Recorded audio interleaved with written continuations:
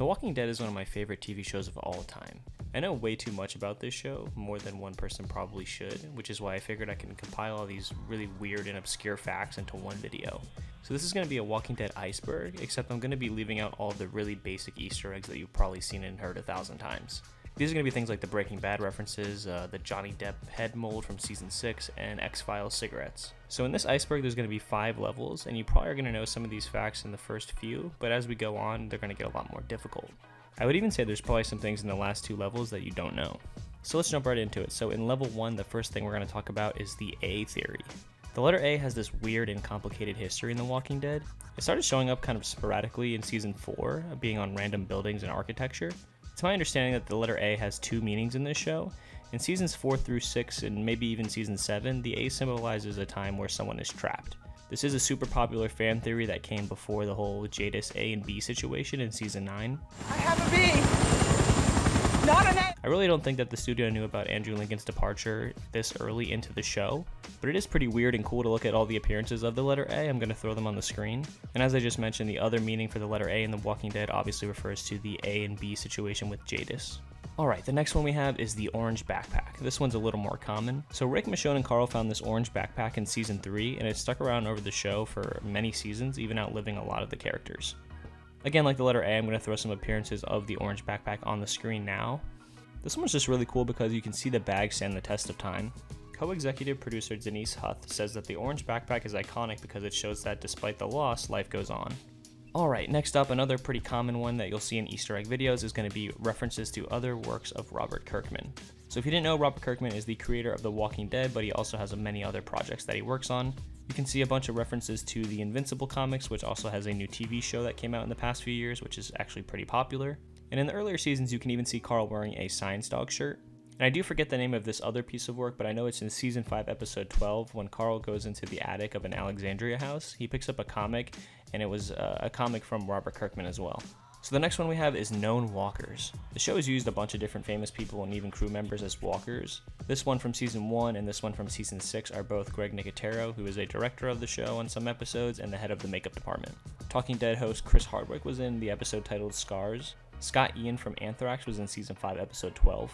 And actor Sam Witwer was the walker in the tank in episode 1. I actually didn't know that. That one's pretty cool because I remember him from Dexter season 1 and he was pretty awesome there. Alright, and the last one for level 1 is going to be the Cherokee Rose reference. So it's pretty common knowledge that in season 2, Daryl gave Carol a Cherokee Rose to uplift her spirits and give her hope while Sophia was lost. However, in season 6, Daryl finds himself in a burnt down forest, and after he takes on a walker, he realizes there's a Cherokee Rose. Alright, we are now in level 2, and the first one of level 2 is going to be the episode title references. So there's a couple episodes that are direct callbacks to previous episodes. For example, season 10, episode 14 is titled Look at the Flowers.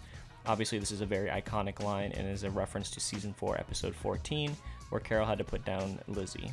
Season 7, episode 1 is titled The Day Will Come When You Won't Be. This is a direct reference to what Edwin Jenner told Rick in the season 1 finale. Grateful. The day will come when you won't be. Teddy Bear Girl returns. So the very first walker that we see in The Walking Dead is this little girl with a teddy bear. She actually came back for a cameo 7 years later in season 8, episode 1, which is really cool. This episode also has direct parallels between Rick and Carl walking around with a gas can. Alright, next up we have the burning fire. So in season 5, episode 1, after the crew escapes Terminus, Rick says he's unsure if the fire from Terminus is still burning. Carol basically tells him that it is, but the key here is how she knows that it's still burning. If we look at season 4, episode 14, The Grove, Mika actually tells Carol how to tell if a fire is still burning. The smoke's black. If it was white, the fire wouldn't be burning anymore. It's a pretty cool callback, and it's nice to see that what Mika told Carol stuck with her. Alright, and then the last one for level 3 is going to be the flowers. Basically, they're waiting for the walkers to come underneath the bridge, and she looks over and sees a drawn flower. This obviously reminds her of the Lizzie and Mika situation, and is a nice callback. Alright, now we are in level 3, we're going to talk about MACON. So in season 4, Michonne is looking at a map which has the location marked MACON on it. This is actually a direct reference to Telltale's Walking Dead games, which feature a town of the same name. I've never played the video games, but this is still a super cool reference. Next up we have Little Red Riding Hood. So this random survivor that Daryl and Aaron are watching in season 5 is somewhat a metaphor for Little Red Riding Hood. Obviously it's a reference because this person's wearing a red hood, but it's also a reference because he's being hunted by wolves, who were the antagonists in the beginning of season 6. Alright, and the last one for level 3 is going to be he's Korean. So it's pretty safe to say that in season 1, Daryl was kind of a different character than he is now. He escalated situations a lot more and was a lot more hot-headed. He was also a lot more ignorant too. In season 1, episode 4, Daryl and Glenn have the following exchange. You got some balls for a Chinaman. I'm Korean. Whatever. Almost 3 full seasons later, we see that Daryl has grown and changed as a person, and he has the following exchange with his brother Merle. Damn near killed a Chinese kid. He's Korean. Whatever. Alright, we are now in level 4, and this is where things get a little more challenging. Alright, this one is quotes/references to the dead. So throughout the show, there's various references to deceased characters. Some are more noticeable than others, but I'm going to show you a few right now that I think are pretty cool. Rule number 1 is scavenging. There's nothing left in this world that isn't hidden. Rule number 1 of scavenging. There's nothing left in this world that isn't hidden. Self-awareness is a beautiful thing. You should try it sometime. Self-awareness is a beautiful thing. How'd you know those were there? Come on. Which one? The flag. Next up, we have Glenn's lighter. This is one that I actually found out pretty recently and I think is actually an underrated fact. So in season 8, episode 12, titled The Key, Rick uses a lighter to light Lucille on fire. This scene has a little more poetic justice than one would think. According to the prop master, this is actually Glenn's lighter. It's a cool reference, of course, but it's also nice to see that Rick's still thinking of Glenn as he's in all-out war. Next up, we have You Are My Sunshine. So in season 7, episode 7, Carl first goes to the sanctuary, he kills a couple of Negan's men, and then Negan captures him. As punishment for killing Negan's men, Negan forces Carl to sing a song.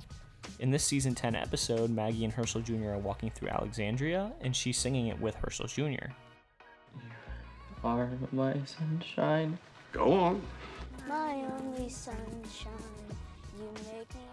And I'm not sure if he hears it, but the camera does pan back over to Negan and he looks over at Maggie and Herschel Jr.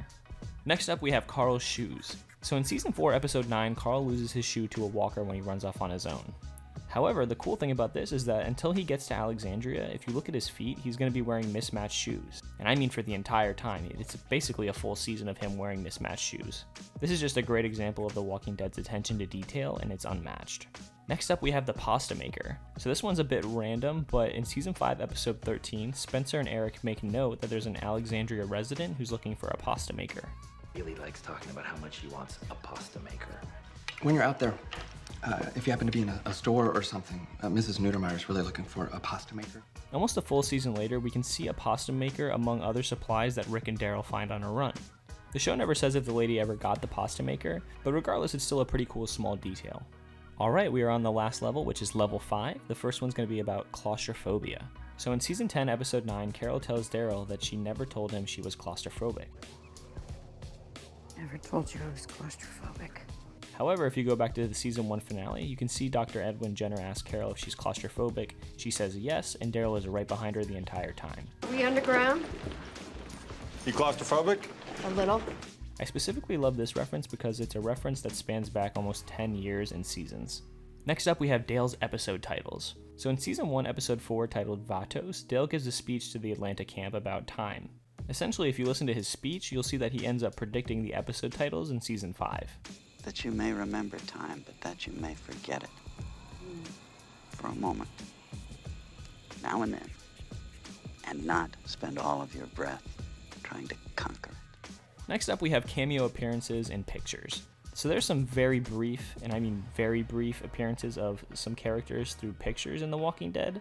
I can give you an example. So one would be the governor's wife, who we see in a picture frame. This is actually Denise Huth, who's an executive producer in real life for The Walking Dead. Also, the actress who plays Josephine, which is Maggie's mother, again, this is seen in a picture, is Scott Wilson's real-life mother. We're on the last one for level 5, and I'm going to guarantee that nobody knows this one. So in season 4, episode 8, titled Too Far Gone, a war ensues between Rick's people and the governor's people. Right after the governor decapitates Herschel, Rick shoots at him, and then they shoot back at Rick. As Rick is taking cover behind this vehicle, you can see that he gets shot in the leg. If you look at Rick's pants throughout the series and up to his exit in season 9, you can see that that very same bullet hole is still in his pant, meaning he's wearing the same pants from all the way back in season 4. If I had to guess, this is probably about 3 or 4 years. I could probably get a more accurate number if I actually thought about it, but it's been a couple years and Rick has the same pants from when he got shot at the prison, which is a pretty insane detail. I'm thinking about making more videos like this and talking about other shows as well, so if you guys enjoyed the video, let me know down below and let me know what you'd like to see next. Thanks for watching.